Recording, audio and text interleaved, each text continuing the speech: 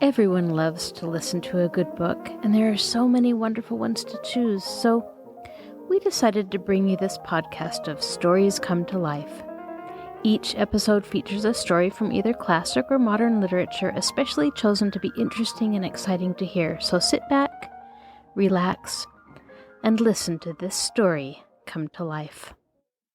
Welcome to Stories Come to Life. I am your host, Kathryn Lopez Luker. Here are the two final chapters, or staves, of A Christmas Carol by Charles Dickens, as read by my father, Kenneth Luker. This time, as I was listening to this old favorite, I was struck by how Scrooge is already prepared to learn and change from the ghost of Christmas yet to come. That reminded me of how we all need to remain teachable and willing to become better people, not just at Christmas, but throughout the year. Now sit back, relax, and listen to this story come to life. Stave 4, The Last of the Spirits. The phantom slowly, gravely, silently approached. When it came near him, Scrooge bent down upon his knee, for in the very air through which the spirit moved, it seemed to scatter gloom and mystery. It was shrouded in a deep black garment which concealed its head, its face, its form, and left nothing of it visible save one outstretched hand.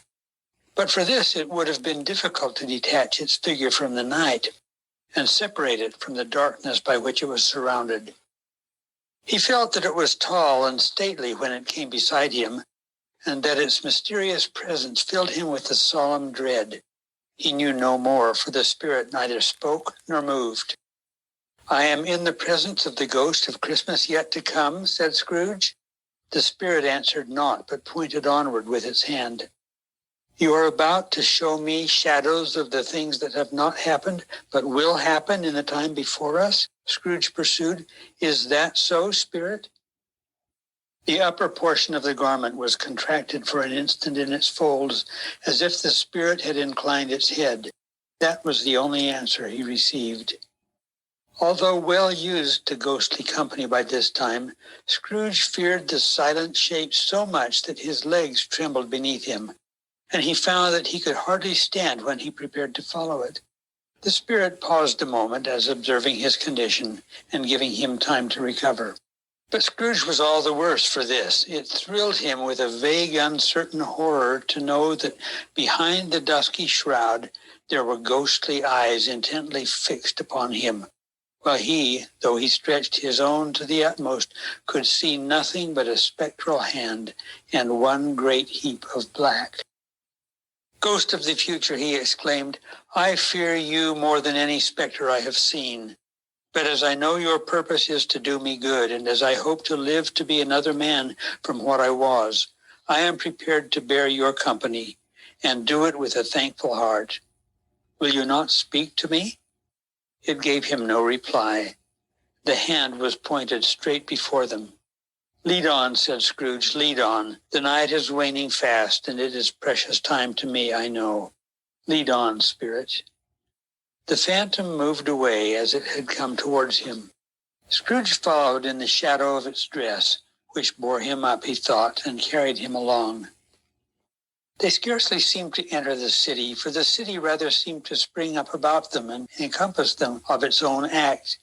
But there they were in the heart of it, on exchange amongst the merchants who hurried up and down and chinked the money in their pockets and conversed in groups and looked at their watches and trifled thoughtfully with their great gold seals and so forth, as Scrooge had seen them often. The spirit stopped beside one little knot of businessmen. Observing that the hand was pointing to them, Scrooge advanced to listen to their talk. "No," said a great fat man with a monstrous chin, "I don't know much about it either way. I only know he's dead." "When did he die?" inquired another. "Last night, I believe." "Why, what was the matter with him?" asked a third, taking a vast quantity of snuff out of a very large snuff box. "I thought he'd never die." "God knows," said the first with a yawn. "What has he done with his money?" asked a red-faced gentleman with a pendulous excrescence on the end of his nose that shook like the gills of a turkey cock. I haven't heard, said the man with the large chin, yawning again. Left it to his company, perhaps. He hasn't left it to me, that's all I know. The pleasantry was received with a general laugh. It's likely to be a very cheap funeral, said the same speaker, for upon my life, I don't know of anybody to go to it. Suppose we make up a party and volunteer. I don't mind going if a lunch is provided, observed the gentleman with the excrescence on his nose, but I must be fed if I make one. Another laugh. Well, I am the most disinterested among you after all, said the first speaker, for I never wear black gloves and I never eat lunch. But I offer to go if anybody else will. When I come to think of it, I'm not at all sure that I wasn't his most particular friend, for we used to stop and speak whenever we met. Bye-bye. Speakers and listeners strolled away and mixed with other groups. Scrooge knew the men and looked toward the spirit for an explanation. The phantom glided on into a street. Its finger pointed to two persons meeting. Scrooge listened again, thinking that the explanation might lie here. He knew these men also perfectly. They were men of business, very wealthy and of great importance. He had made a point always of standing well in their esteem, in a business point of view, that is, strictly in a business point of view. How are you? Said one. How are you? Returned the other. Well, said the first, old Scratch has got his own at last, eh? So I'm told, returned the second. Cold, isn't it? Seasonable for Christmas time. You're not a skater, I suppose? No, something else to think of. Good morning. Not another word. That was their meeting, their conversation, and their parting. Scrooge was at first inclined to be surprised that the spirit should attach importance to conversations apparently so trivial. But feeling assured that they must have some hidden purpose, he set himself to consider what it was likely to be. They could scarcely be supposed to have any bearing on the death of Jacob, his old partner, for that was past, and this ghost's province was the future. Nor could he think of anyone immediately connected with himself to whom he could apply them. But nothing doubting that to whomsoever they applied, they had some latent moral for his own improvement, he resolved to treasure up every word he heard and everything he saw, and especially to observe the shadow of himself when it appeared. For he had an expectation that the conduct of his future self would give him the clue he missed and would render the solution of these riddles easy. He looked about in that very place for his own image, but another man stood in his accustomed corner, and though the clock pointed to his usual time of day for being there, he saw no likeness of himself among the multitudes that poured in through the porch. It gave him little surprise, however, for he had been revolving in his mind a change of life, and thought and hoped he saw his newborn resolutions carried out in this. Quiet and dark beside him stood the phantom with its outstretched hand. When he roused himself from his thoughtful quest, he fancied from the turn of the hand and its situation in reference to himself that the unseen eyes were looking at him keenly. It made him shudder and feel very cold. They left the busy scene and went into an obscure part of the town where Scrooge had never penetrated before, although he recognized its situation and its bad repute. The ways were foul and narrow, the shops and houses wretched, the people half-naked, drunken, slipshod, ugly. Alleys and archways, like so many cesspools, disgorged their offenses of smell and dirt and life upon the straggling streets, and the whole quarter reeked with crime, with filth and misery. Far in this den of infamous resort, there was a low-browed beetling shop below a penthouse roof where iron, old rags, bottles, bones, and greasy offal were bought. Upon the floor within were piled up heaps of rusty keys, nails, chains, hinges, files, scales, weights, and refuse iron of all kinds. Secrets that few would like to scrutinize were bred and hidden in mountains of unseemly rags, masses of corrupted fat, and sepulchres of bones. Sitting in among the wares he dealt in, by a charcoal stove made of old bricks, was a gray-haired rascal nearly 70 years of age who had screened himself from the cold air without by a frowsy curtaining of miscellaneous tatters hung upon a line, and smoked his pipe in all the luxury of calm retirement. Scrooge and the Phantom came into the presence of this man just as a woman with a heavy bundle slunk into the shop. But she had scarcely entered when another woman, similarly laden, came in too, and she was closely followed by a man in faded black, who was no less startled by the sight of them than they had been upon the recognition of each other. After a short period of blank astonishment in which the old man with pipe had joined them, they all three burst into a laugh. "Let the charwoman alone to be the first," cried she who had entered first. "Let the laundress alone to be the second, and let the undertaker's man alone to be the third. Look here, old Joe, here's a chance, if we haven't all three met here without meaning it." "You couldn't have met in a better place," said old Joe, removing his pipe from his mouth. "Come into the parlor. You were made free of it long ago, you know, and the other two ain't strangers. Stop till I shut the door of the shop. Ah, how it creaks.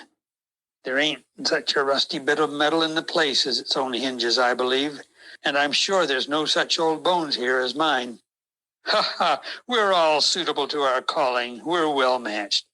Come into the parlor. Come into the parlor."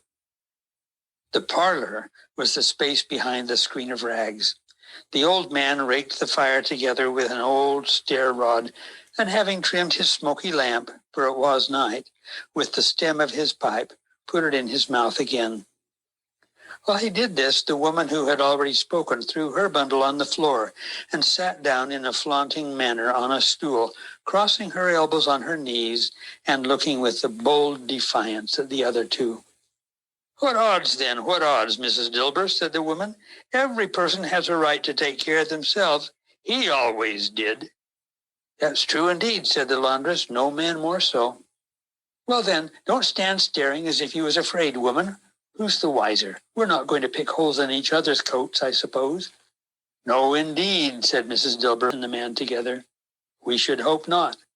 "Very well then," cried the woman, "that's enough. Who's the worse for the loss of a few things like these? Not a dead man, I suppose." "No, indeed," said Mrs. Dilber, laughing.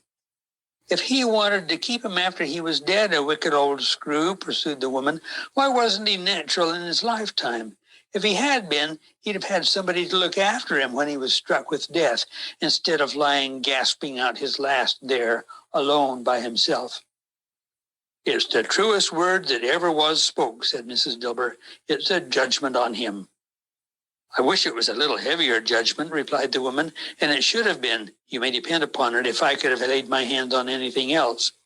Open that bundle, old Joe, and let me know the value of it. Speak out plain. I'm not afraid to be the first, nor afraid for them to see it. We know pretty well that we were helping ourselves before we met here, I believe. It's no sin. Open the bundle, Joe." But the gallantry of her friends would not allow of this, and the man in faded black, mounting the breach first, produced his plunder. It was not extensive.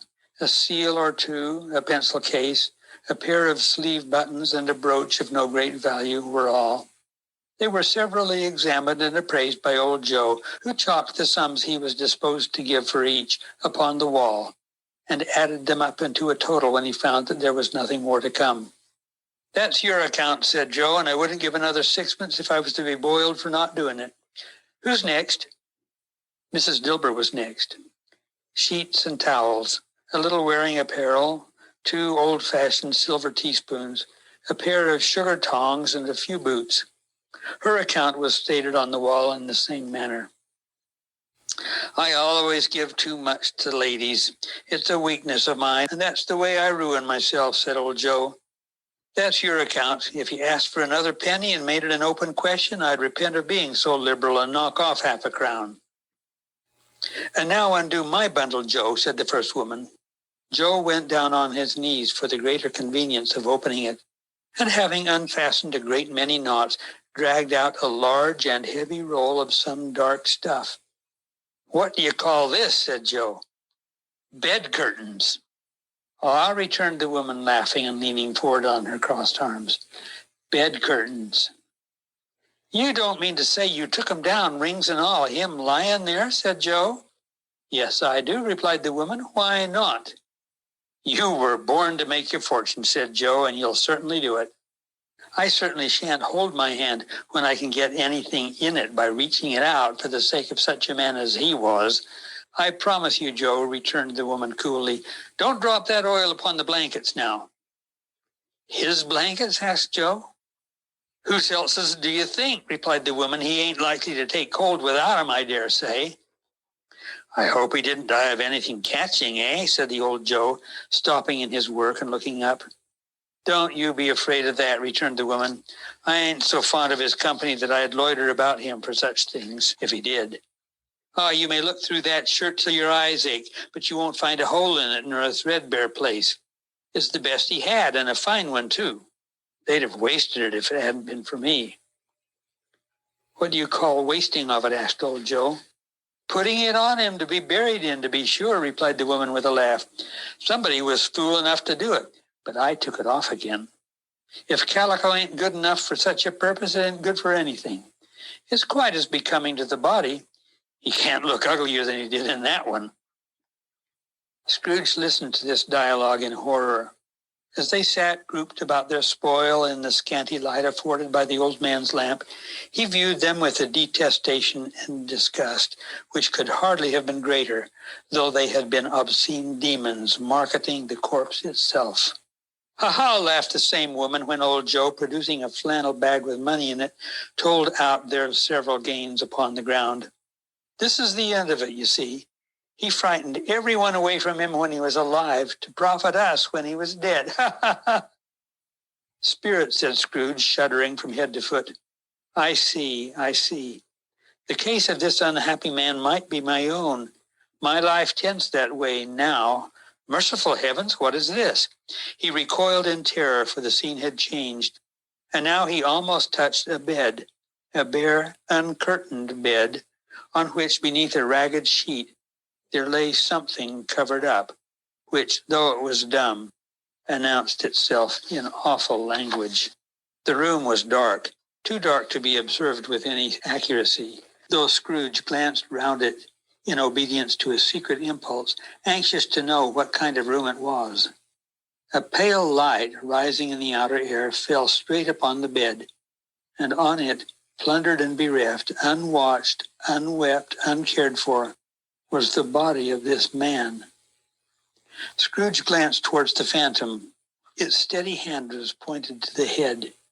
The cover was so carelessly adjusted that the slightest raising of it, the motion of a finger upon Scrooge's part, would have disclosed the face. He thought of it, felt how easy it would be to do, and longed to do it, but had no more power to withdraw the veil than to dismiss the spectre at his side. Oh, cold, cold, rigid, dreadful death, set up thine altar here, and dress it with such terrors as thou hast at thy command, for this is thy dominion.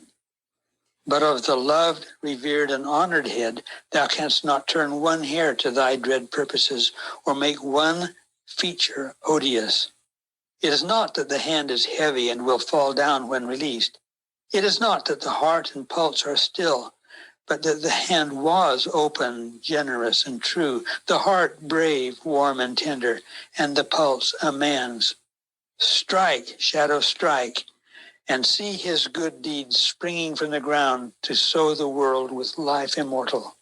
No voice pronounced these words in Scrooge's ears, and yet he heard them when he looked upon the bed. He thought, if this man could be raised up now, what would be his foremost thoughts? Avarice, hard dealing, griping cares, they have brought him to a rich end, truly. He lay in the dark, empty house with not a man, a woman, or a child to say he was kind to me in this or that, and for the memory of one kind word I will be kind to him. A cat was tearing at the door, and there was a sound of gnawing rats beneath the hearthstone. What they wanted in the room of death, and why they were so restless and disturbed, Scrooge did not dare to think. Spirit, he said, this is a fearful place. In leaving it, I shall not leave its lesson. Trust me. Let us go. Still the ghost pointed with an unmoved finger to the head. I understand you, Scrooge returned, and I would do it if I could, but I have not the power. Spirit, I have not the power. Again it seemed to look upon him. If there is any person in the town who feels emotion caused by this man's death, said Scrooge, quite agonized, show that person to me, Spirit, I beseech you. The phantom spread its dark robe before him for a moment, like a wing, and withdrawing it revealed a room by daylight where a mother and her children were. She was expecting someone, and with anxious eagerness, for she walked up and down the room, started at every sound, looked out from the window, glanced at the clock, tried but in vain to work with her needle, and could hardly bear the voices of the children in their play. At length, the long-expected knock was heard. She hurried to the door and met her husband, a man whose face was careworn and depressed, though he was young. There was a remarkable expression in it now, a kind of serious delight of which he felt ashamed, and which he struggled to repress. He sat down to the dinner that had been hoarding for him by the fire, and when she asked him faintly what news, which was not until after a long silence, he appeared embarrassed how to answer. Is it good, she said, or bad, to help him? Bad, he answered. We are quite ruined? No, there is hope yet, Caroline. If he relents, she said, amazed, there is. Nothing is past hope if such a miracle has happened. He is past relenting, said her husband. He is dead. She was a mild and patient creature if her face spoke truth, but she was thankful in her soul to hear it, and she said so with clasped hands. She prayed forgiveness the next moment and was sorry, but the first was the emotion of her heart. What the half-drunken woman whom I told you of last night said to me when I tried to see him and obtain a week's delay, and what I thought was a mere excuse to avoid me, turns out to have been quite true. He was not only very ill, but dying then. To whom will our debt be transferred? I don't know, but before that time we shall be ready with the money, and even though we were not, it would be a bad fortune indeed to find so merciless a creditor in his successor. We may sleep tonight with light hearts, Caroline. Yes, soften it as they would, their hearts were lighter. The children's faces, hushed and clustered round to hear what they so little understood, were brighter, and it was a happier house for this man's death. The only emotion that the ghost could show him, caused by the event, was one of pleasure. Let me see some tenderness connected with a death, said Scrooge, or that dark chamber spirit which we left just now will be forever present to me. The ghost conducted him through several streets familiar to his feet, and as they went along, Scrooge looked here and there to find himself, but nowhere was he to be seen. They entered poor Bob Cratchit's house, the dwelling he had visited before, and found the mother and the children seated round the fire. Quiet, very quiet. The noisy little Cratchits were all as still as statues in one corner, and sat looking up at Peter, who had a book before him. The mother and her daughters were engaged in sewing, but surely they were very quiet. And he took a child and set him in the midst of them. Where had Scrooge heard those words? He had not dreamed them. The boy must have read them out, as he and the spirit crossed the threshold. Why did he not go on? The mother laid her work upon the table and put her hand up to her face. The color hurts my eyes, she said. The color? Ah, poor Tiny Tim. They're better now again, said Cratchit's wife. It makes them weak by candlelight, and I wouldn't show weak eyes to your father when he comes home for the world. It must be near his time. Past it, rather, Peter answered, shutting up his book. But I think he has walked a little slower than he used for these few last evenings, Mother. They were very quiet again. At last she said, and in a steady, cheerful voice that only faltered once, I have known him walk with Tiny Tim upon his shoulder very fast indeed. And so have I, cried Peter, often. And so have I, exclaimed another. So had all. But he was very light to carry, she resumed, intent upon her work, and his father loved him so that it was no trouble, no trouble. And there is your father at the door. She hurried out to meet him, and little Bob in his comforter, and he had need of it, poor fellow, came in. His tea was ready for him on the hob, and they all tried who should help him to it most. Then the two young Cratchits got upon his knees and laid each child a little cheek against his face, as if they said, "Don't mind it, father, don't be grieved." Bob was very cheerful with them and spoke pleasantly to all the family. He looked at the work upon the table and praised the industry and speed of Mrs. Cratchit and the girls. They would be done long before Sunday, he said. "Sunday. You went today then, Robert?" said his wife. "Yes, my dear," returned Bob. "I wish you could have gone. It would have done you good to see how green a place it is. But you'll see it often. I promised him that I would walk there on a Sunday." "My little child," cried Bob, "my little child." He broke down all at once. He couldn't help it. If he could have helped it, he and his child would have been farther apart, perhaps, than they were.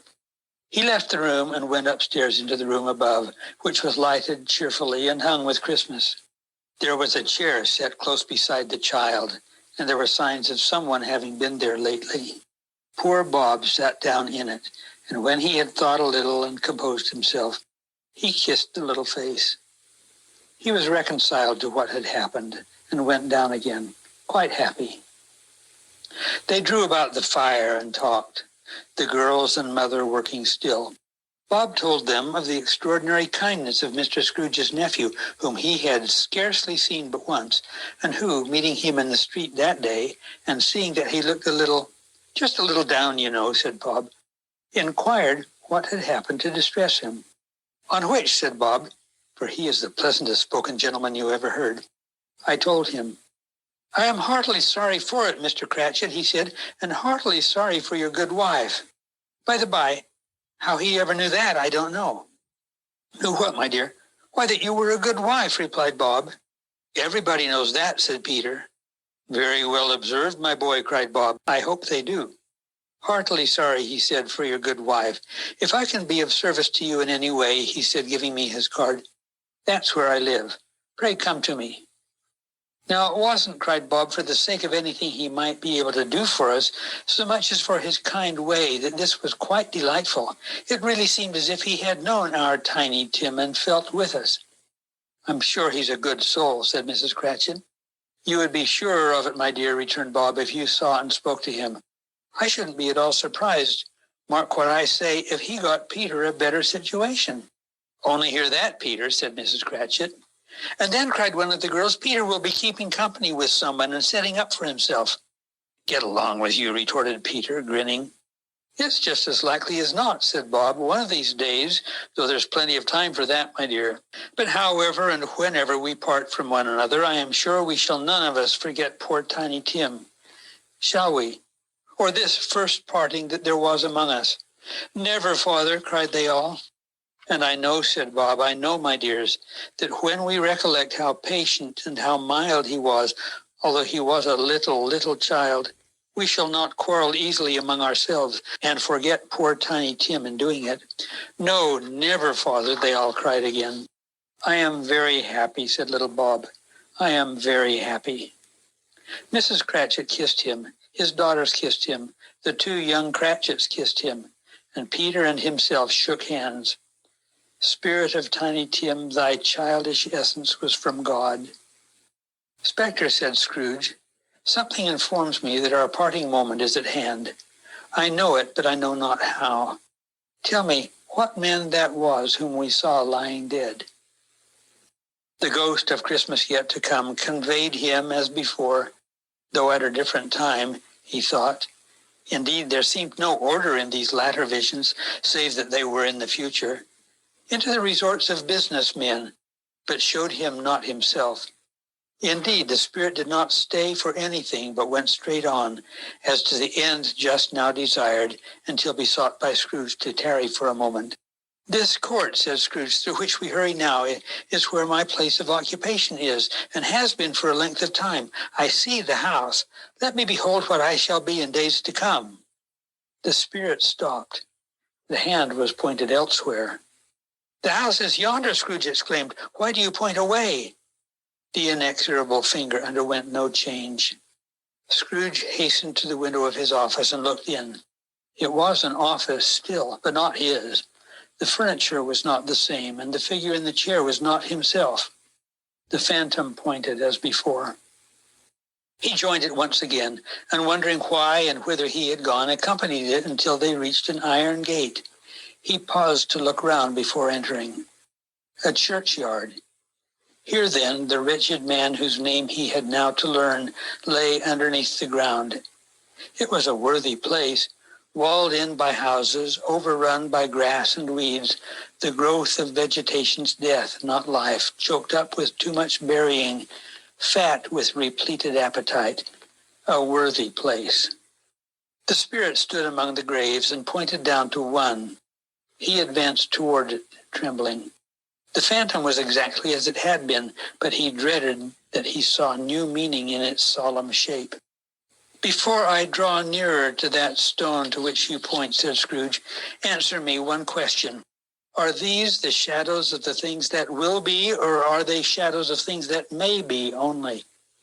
Still the ghost pointed downward to the grave by which it stood.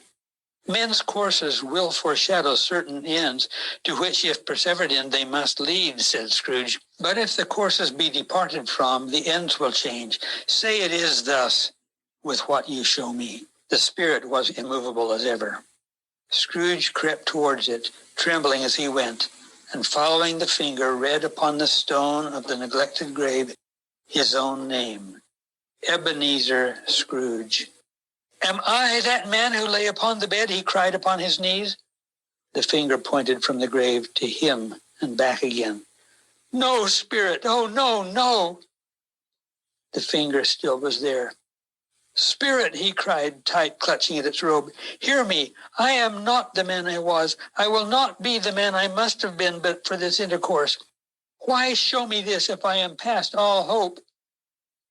For the first time, the hand appeared to shake. "Good spirit," he pursued, as down upon the ground he fell before it, "your nature intercedes for me and pities me.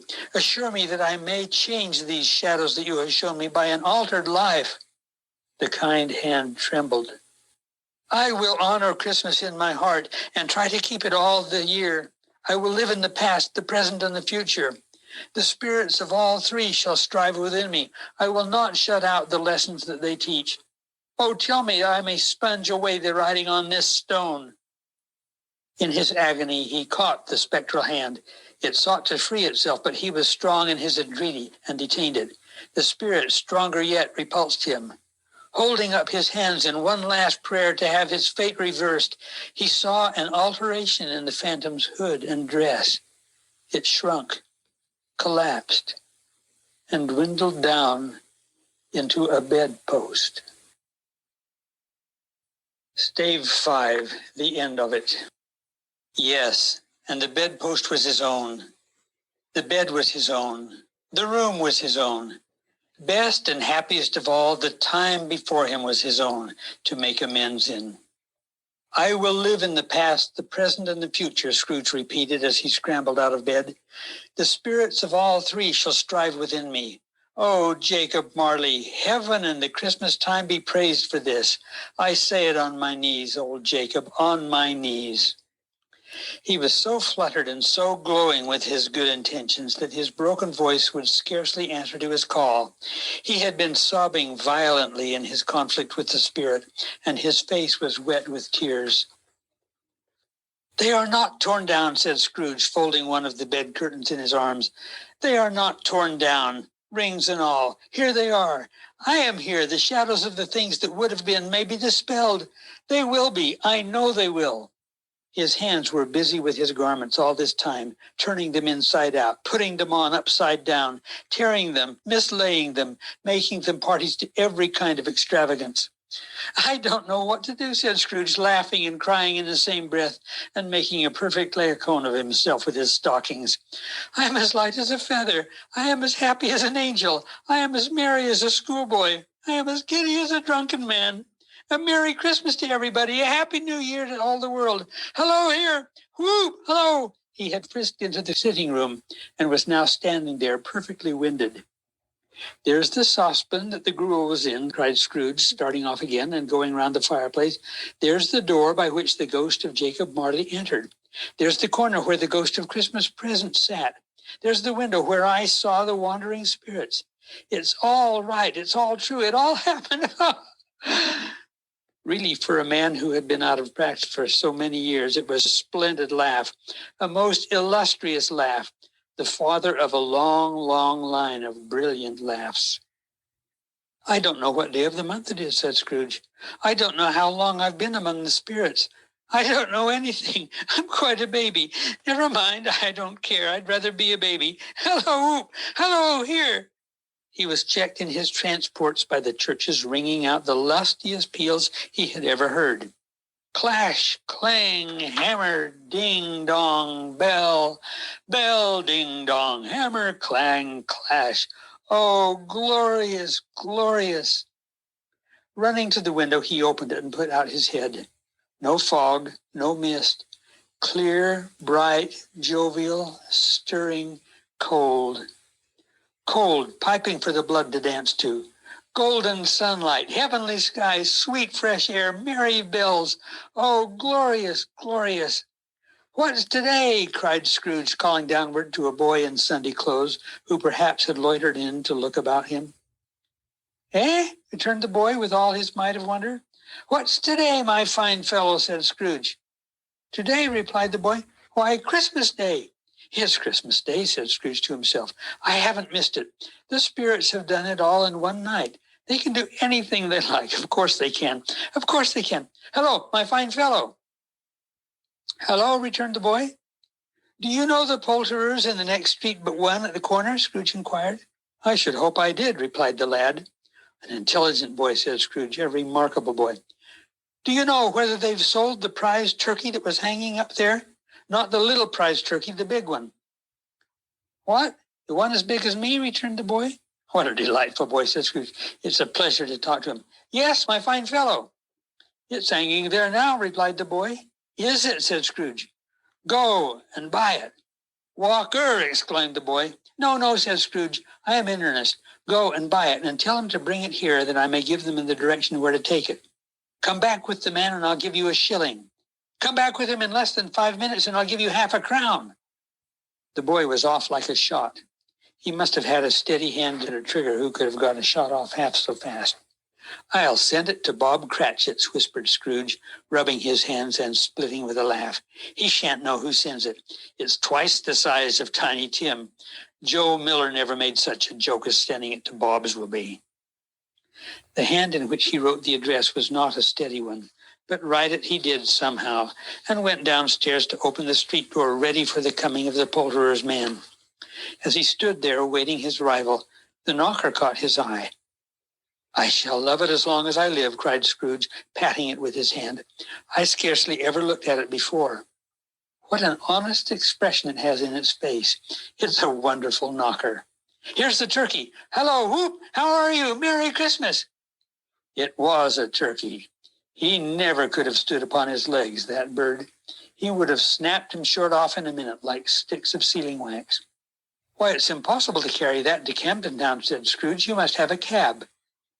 The chuckle with which he said this, and the chuckle with which he paid for the turkey, and the chuckle with which he paid for the cab, and the chuckle with which he recompensed the boy, were only to be exceeded by the chuckle with which he sat down breathless in his chair again, and chuckled till he cried.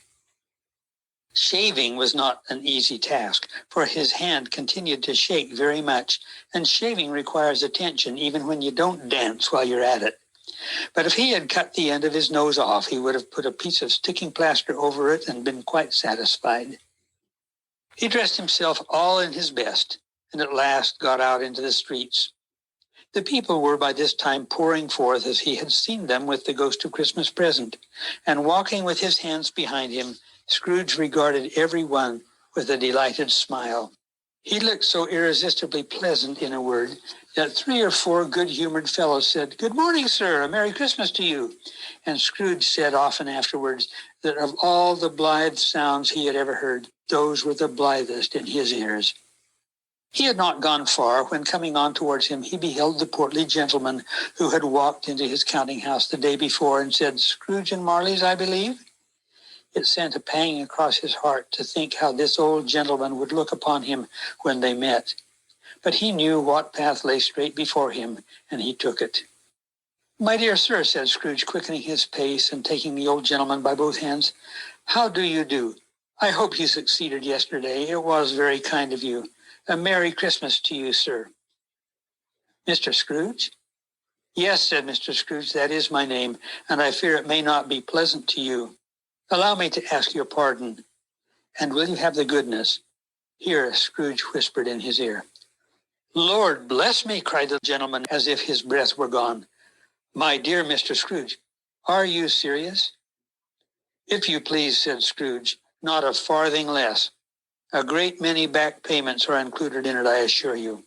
Will you do me that favor?" "My dear sir," said the other, shaking hands with him, "I don't know what to say to such munificent—" "Don't say anything, please," retorted Scrooge. "Come and see me. Will you come and see me?" "I will," cried the old gentleman, and it was clear he meant to do it. "Thank you," said Scrooge. "I am obliged to you. I am much obliged to you. I thank you 50 times. Bless you." He went to church and walked about the streets and watched the people hurrying to and fro and patted children on the head and questioned beggars and looked down into the kitchens of houses and up to the windows and found that everything could yield him pleasure. He had never dreamed that anything could give him so much happiness. In the afternoon, he turned his steps toward his nephew's house. He passed the door a dozen times before he had the courage to go up and knock. But he made a dash, and he did it. "Is your master at home, my dear?" said Scrooge to the girl. Nice girl, very. "Yes, sir." "Where is he, my love?" said Scrooge. "He's in the dining room, sir, along with his mistress. I'll show you upstairs, if you please." "Thank ye, he knows me," said Scrooge, with his hand already on the dining room lock.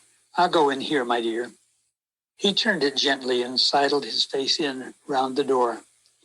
They were looking at the table, which was spread out in great array, for these young housekeepers are always nervous on such points and like to see that everything is right.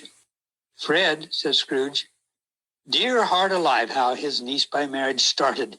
Scrooge had forgotten for the moment about her sitting in the corner with the footstool, or he wouldn't have done it on any account. "Why, bless my soul," cried Fred, "who's that?" "It's I, your Uncle Scrooge. I have come to dinner. Will you let me in, Fred?" Let him in? It is a mercy he didn't shake his arm off. He was at home in 5 minutes. Nothing could be hard here. His niece looked just the same. So did Topper when he came. So did the plump sister when she came. So did everyone when they came. Wonderful party, wonderful games, wonderful unanimity, wonderful happiness. But he was early at the office next morning. Oh, he was early there. If he could only be there first and catch Bob Cratchit coming late. That was the thing he had set his heart upon. And he did it. Yes, he did. The clock struck 9. No Bob. 1:15. No Bob. He was full 18 minutes and a half behind his time. Scrooge sat with his door wide open that he might see him come into the tank. His hat was off before he opened the door, his comforter too. He was on his stool in a jiffy, driving away with his pen as if he were trying to overtake 9 o'clock. "Hello," growled Scrooge in his accustomed voice, as near as he could feign it. "What do you mean by coming here at this time of day?" "I am very sorry, sir," said Bob. "I am behind my time." "You are?" repeated Scrooge. "Yes, I think you are. Step this way, if you please." "It's only once a year, sir," pleaded Bob, appearing from the tank. "It shall not be repeated. I was making rather merry yesterday, sir." "Now, I'll tell you what, my friend," said Scrooge. "I am not going to stand this sort of thing any longer. And therefore," he continued, leaping from his stool and giving Bob such a dig in the waistcoat that he staggered back into the tank again, "and therefore I am about to raise your salary." Bob trembled and got a little nearer to the ruler. He had a momentary idea of knocking Scrooge down with it, holding him and calling to the people in the court for help and a straight waistcoat. "A Merry Christmas, Bob," said Scrooge with an earnestness that could not be mistaken as he clapped him on the back. "A merrier Christmas, Bob, my good fellow, than I have given you for many a year. I'll raise your salary and endeavor to assist your struggling family, and we will discuss your affairs this very afternoon over a Christmas bowl of smoking bishop, Bob. Make up the fires and buy another coal scuttle before you dot another I, Bob Cratchit." Scrooge was better than his word. He did it all and infinitely more. And to Tiny Tim, who did not die, he was a second father. He became as good a friend, as good a master, and as good a man as the good old city knew, or any other good old city, town, or borough in the good old world. Some people laughed to see the alteration in him, but he let them laugh, and little heeded them, for he was wise enough to know that nothing ever happened on this globe for good, at which some people did not have their fill of laughter in the outset. And knowing that such as these would be blind anyway, he thought it quite as well that they should wrinkle up their eyes in grins as have the malady in less attractive forms. His own heart laughed, and that was quite enough for him. He had no further intercourse with spirits, but lived upon the total abstinent principle ever afterwards. And it was always said of him that he knew how to keep Christmas well if any man alive possessed the knowledge. May that be truly said of us, and all of us. And so, as Tiny Tim observed, God bless us, everyone. Thank you for joining us for Stories Come to Life. Be sure to join us next time when we continue to listen to An Old-Fashioned Girl by Louisa May Alcott. Please be sure to tell me what other books you'd like to listen to. I'm so glad you joined me. I'll talk to you again soon.